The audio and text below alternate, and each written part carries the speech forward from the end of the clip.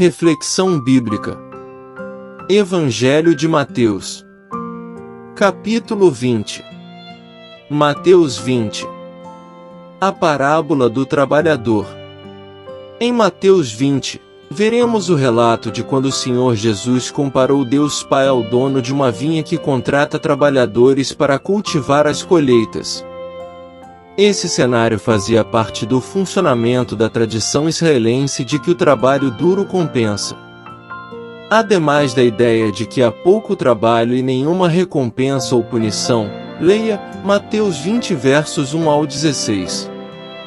Portanto, essa ideia também faz parte da prática religiosa e os judeus acreditavam que, por meio de muitas boas práticas, agradariam a Deus e entrariam no reino do Senhor.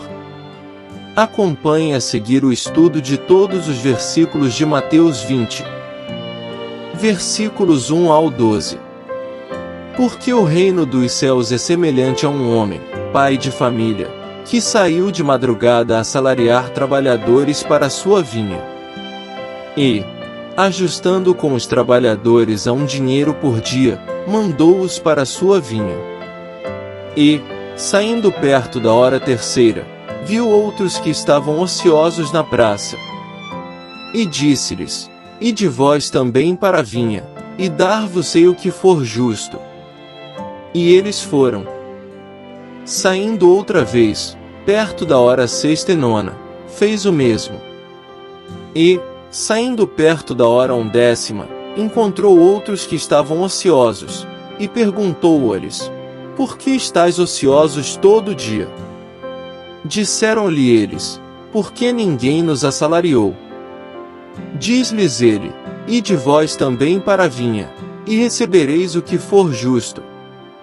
E, aproximando-se a noite, diz o senhor da vinha ao seu mordomo: Chama os trabalhadores, e paga-lhes a jornada, começando pelos derradeiros, até aos primeiros.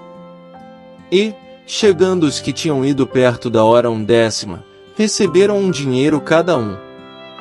Vindo, porém, os primeiros, cuidaram que haviam de receber mais, mas do mesmo modo receberam um dinheiro cada um. E, recebendo, murmuravam contra o pai de família, dizendo: Estes derradeiros trabalharam só 1 hora, e tu os igualaste conosco, que suportamos a fadiga e a calma do dia. Versículos 1 ao 4. Comparação entre o reino do céu e um chefe de família. Nas parábolas judaicas, figuras de autoridade, tais como um rico chefe de família, normalmente representam Deus. No primeiro século, um denário era o salário pelo trabalho de um dia. Versículos 5 ao 8. A justiça sobre o que se recebe. As palavras começando pelos últimos até os primeiros recordam Mateus 19 verso 30, e mostram que esta parábola é uma ilustração do princípio ali ensinado. Versículos 9 ao 12. O murmúrio. Uma vez que os que trabalham apenas 1 hora receberam um denário, o salário de um dia, outros trabalhadores esperaram ser pagos na mesma proporção, 1 denário por hora. Versículos 13 ao 23. Mas ele, respondendo, disse a um deles: Amigo, não te faço agravo, não ajustaste tu comigo um dinheiro? Toma o que é teu, e retira-te, eu quero dar a este derradeiro tanto como a ti. Ou não me é lícito fazer o que quiser do que é meu? Ou é mau o teu olho porque eu sou bom? Assim os derradeiros serão primeiros, e os primeiros derradeiros, porque muitos são chamados, mas poucos escolhidos. E, subindo Jesus a Jerusalém, chamou à parte seus 12 discípulos, e no caminho disse-lhes: Eis que vamos para Jerusalém, e o Filho do Homem será entregue aos príncipes dos sacerdotes, e aos escribas, e condená-lo à morte. E o entregarão aos gentios para que dele escarneçam, e o açoitem e crucifiquem, e ao terceiro dia ressuscitará. Então se aproximou dele a mãe dos filhos de Zebedeu, com seus filhos, adorando, e fazendo-lhe um pedido. E ele diz-lhe: Que queres? Ela respondeu: Dize que estes meus 2 filhos se assentem, um à tua direita e outro à tua esquerda, no teu reino. Jesus, porém, respondendo, disse: Não sabeis o que pedis. Podeis vós beber o cálice que eu hei de beber, e ser batizados com o batismo com que eu sou batizado? Dizem-lhe eles: Podemos. E diz-lhes ele: Na verdade bebereis o meu cálice e sereis batizados com o batismo com que eu sou batizado, mas o assentar-se à minha direita ou à minha esquerda não me pertence dá-lo, mas é para aqueles para quem meu Pai o tem preparado. Versículos 13 ao 15. Eles se questionam entre si.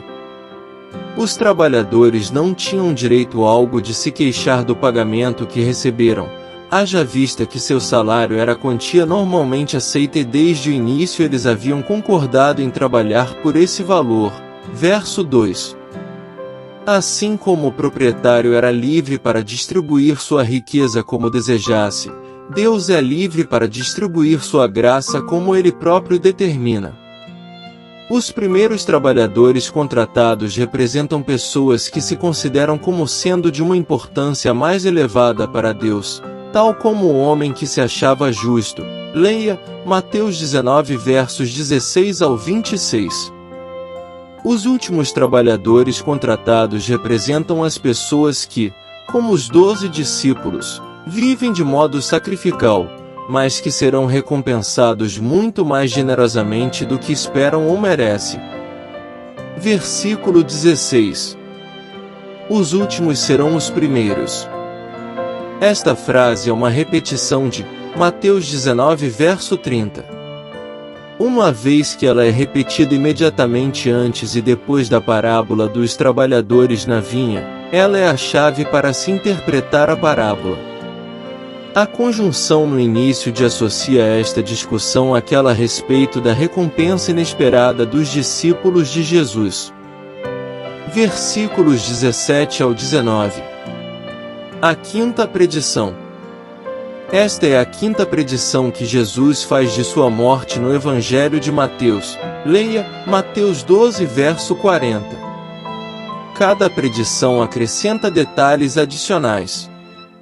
Desta vez, ele acrescentou para que dele zombem, e o açoitem e crucifiquem por mãos de gentios. Versículo 20. A mãe dos filhos de Zebedeu. Os filhos de Zebedeu eram Tiago e João. Mateus 4 versos 18 ao 22. Versículo 21. A promessa de Jesus. Jesus prometera que seus discípulos se assentariam em 12 tronos regendo Israel na era messiânica. Leia, Mateus 19 versos 28 e 29.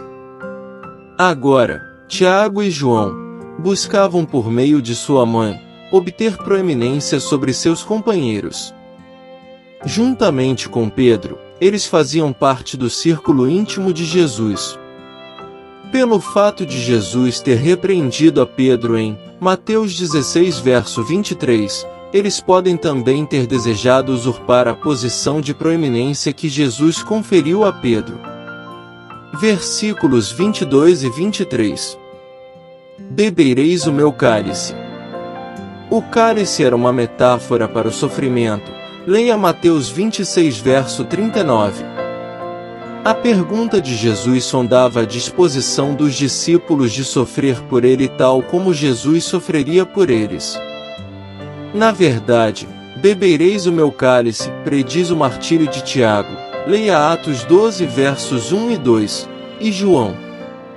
A parábola em Mateus 20 versos 1 ao 16, demonstrou que o Pai distribui recompensas como ele acha melhor, e não de acordo com méritos humanos.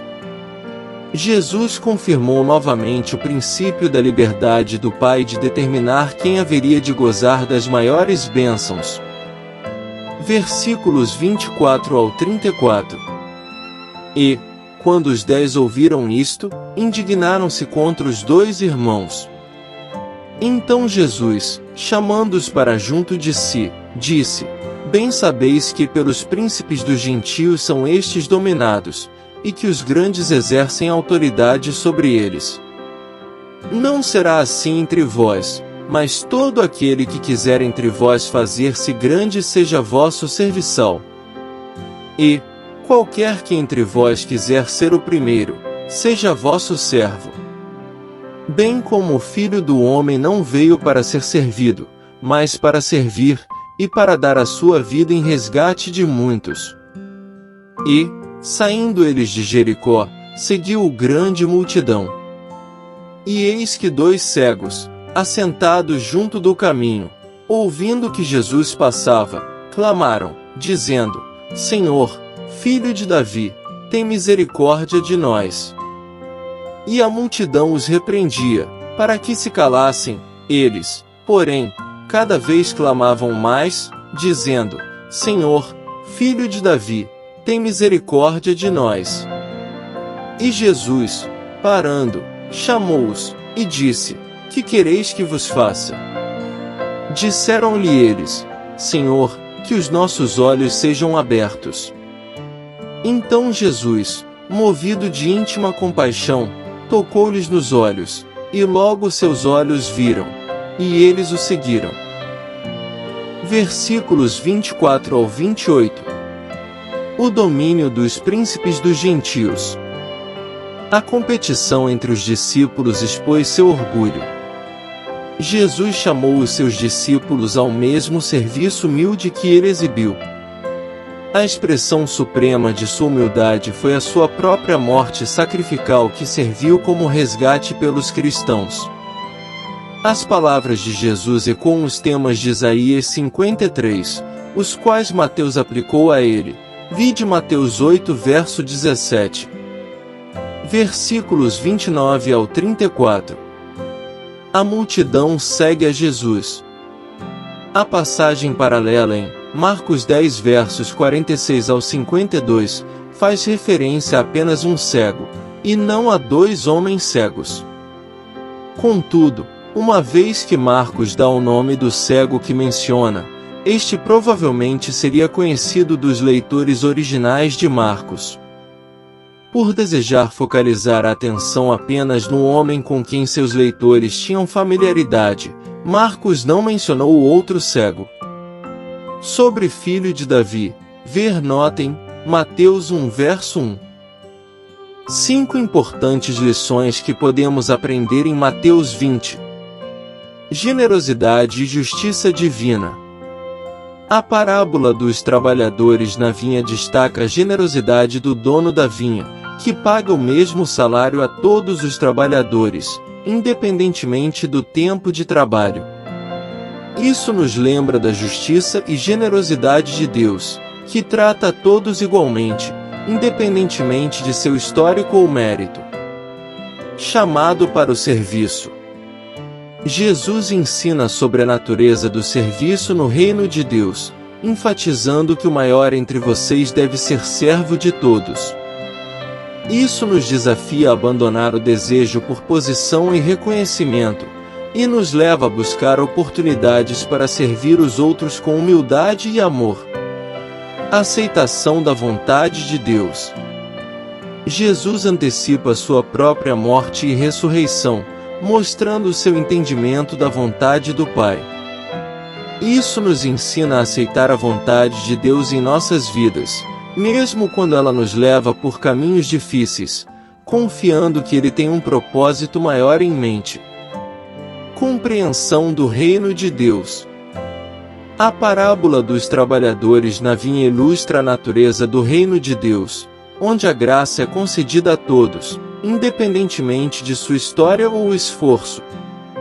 Isso nos desafia a compreender e viver em conformidade com os princípios do reino, buscando a justiça, misericórdia e amor. Repreensão à inveja e descontentamento. A reação dos trabalhadores que foram contratados cedo, ao verem aqueles que trabalharam apenas 1 hora receberem o mesmo salário, e ilustra a natureza prejudicial da inveja e do descontentamento. Isso nos adverte contra a comparação e nos lembra da importância de cultivar uma atitude de gratidão e contentamento em todas as circunstâncias. Conclusão. Diante disso, portanto, os dois cegos podem estar entre as duas posições quando o milagre aconteceu e a Nova Jericó fica a 8 quilômetros a oeste do Rio Jordão. Além disso, a cerca de 2 quilômetros ao sul da Cidade Velha e dados os hábitos anti-higiênicos das pessoas na época, havia muitos cegos que podiam espalhar doenças oculares infecciosas. Ademais, entre as multidões, encontramos nos evangelhos alguns registros de casos de cura, um dos quais ocorreu perto da cidade de Jericó, sem contar com muitos outros que ocorreram e acontecem até hoje. Graça e paz por parte de nosso Deus e Pai, e de nosso Senhor e Salvador, Jesus Cristo, estejam sobre nossas vidas.